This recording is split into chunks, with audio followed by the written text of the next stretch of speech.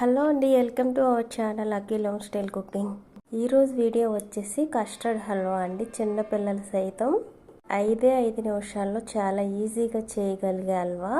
Taste మట్టు సూపర్గా అయితే ఉంటుందండి. ముందుగా ప్రాసెస్లోకి అయితే వెళ్ళిపోదాం. హల్వా చేసుకోవడానికి ఏదైనా ఒక ప్యాన్ అయితే తీసుకోవాలి. దానిలోకి 1 కప్పు వరకు కస్టర్డ్ పౌడర్ అయితే వేసాను. అదే కప్పుతో 2 కప్పుల వరకు షుగర్ అయితే తీసుకోవాలి. ఆ షుగర్ను కూడా కస్టర్డ్ పౌడర్లో అయితే వేసేయాలి. వేసిన తర్వాత సేమ్ అదే కప్పుతో 2 కప్పుల వరకు వాటర్ అయితే పోసుకోవాలి.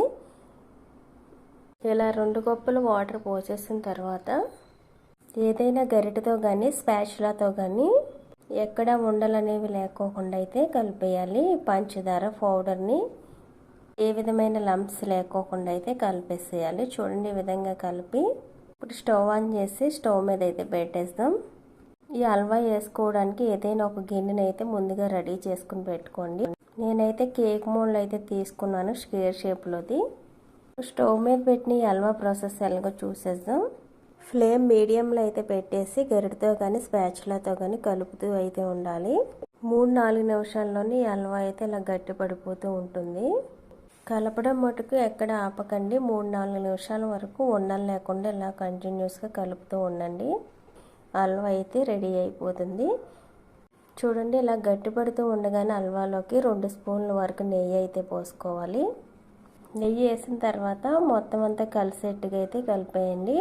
కలుపుతూ ఉండగానే ప్యాన్ నుంచి సపరేట్ అయిపోతుంది. హల్వా రెడీ అయిందో లేదో మీకు తెలియాలంటే ఈ విధంగా అయితే ప్యాన్ నుంచి సపరేట్ అయిపోతుంది. ఇప్పుడైతే స్టవ్ ఆపేసి ముందుగా తీసి పెట్టుకున్న గిన్నెలోకి అయితే వేసేసుకోవడమే. నేనైతే ఇందులోకి కొద్దిగా జీడిపప్పు, బాదం పప్పు పలుకులు అయితే వేస్తున్నాను. ఇది పూర్తిగా ఆప్షనల్ అండి. మీ దగ్గర ఉంటే వేసుకోండి, లేకపోతే స్కిప్ చేసేయండి.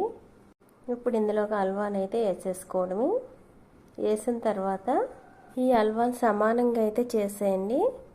ఎక్కడ ఎక్కువ తక్కువ అనేది లేకోకుండా స్పాచులాతో కానీ గరిటతో కానీ ఈ విధంగా సమానంగా అయితే చేసేయండి. ఇలా చేసిన తర్వాత కనీసం ఒక అరగంట సేపు అయినా అలా వదిలేయండి.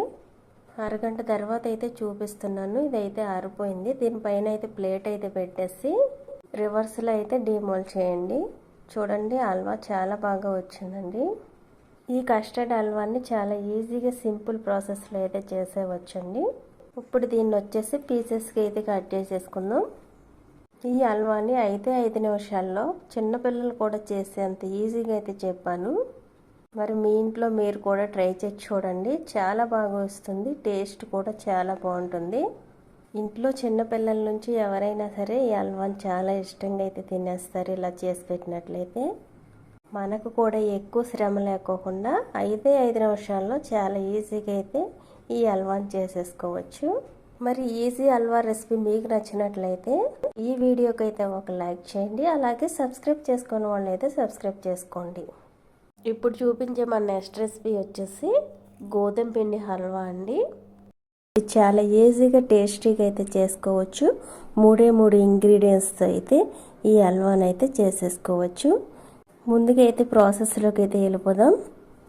చూడండి, ఫస్ట్ వచ్చేసి స్టవ్ ఆన్ చేసి ఒక గిన్నె అయితే పెట్టేశాను. ఇప్పుడు ఇందులోకి నేను తీసుకున్న కప్పుతో అయితే 1/4 కప్పు బెల్లం అయితే తీసుకున్నాను. ఈ బెల్లాన్ని అయితే కరిగించాలి వాటర్ అయితే పోసి.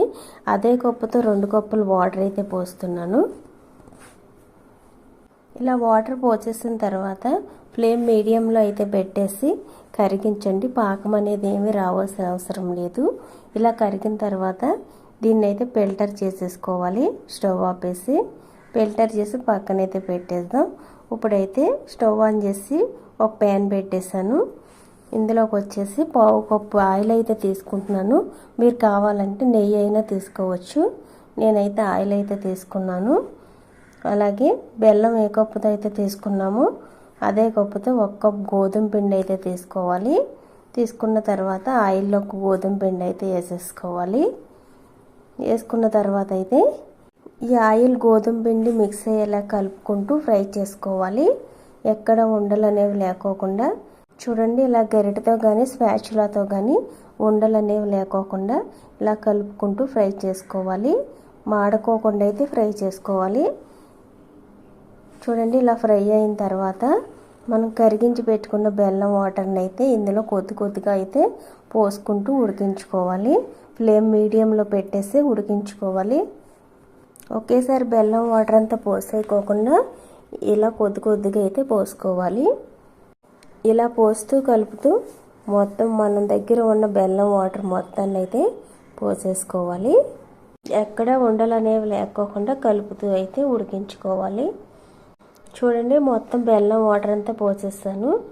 అలాగే దీన్ని కంటిన్యూగా అయితే కలుపుతూ ఉండాలి, లేకుంటే అడుగంటుతుంది. ఈ విధంగా అయితే హల్వా రెడీ అయిన తర్వాత మీకు ఇందులో కావాలంటే ఫుడ్ కలర్ వేసుకోవచ్చు, ఆరెంజ్ ఫుడ్ కలర్, అలాగే డ్రై ఫ్రూట్స్ కూడా వేసుకోవచ్చు. నేనైతే ఏమీ వేయట్లేదు.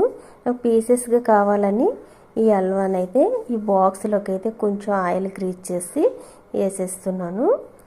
చూడండి, హల్వా ఇలా అయిన తర్వాత అయితే ఇప్పుడైతే స్టవ్ ఆపేసాను. మీరు ఇలానే పీసెస్ కింద బాక్స్లో వేసుకుని కట్ చేసుకోవాలనుకున్నప్పుడు దీన్ని అయితే ఇలా కొద్దిగా హల్వాని అయితే తీసుకుని ఉండకైతే వచ్చినట్లయితే బాక్స్లో అయితే వేసేసుకోవచ్చు. ఇప్పుడైతే బాక్స్లో అయితే వేసేస్తున్నాను. ఇలా చేసుకోవడం వల్ల పీసెస్ కింద అయితే చాలా ఈజీగా కట్ అయ్యి వచ్చేస్తాయి. ఒకవేళ హల్వాని మామూలుగా తినేయచ్చు స్పూన్తో అనుకున్నప్పుడు కొంచెం లూజ్గా ఉన్నా పర్వాలేదు.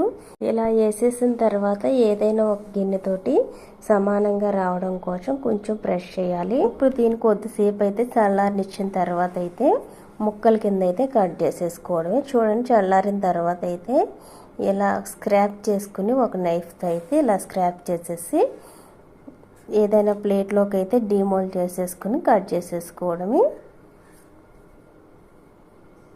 ఇలా సింపుల్గా గోధుమ హల్వాని అయితే చేసేసుకోవచ్చు.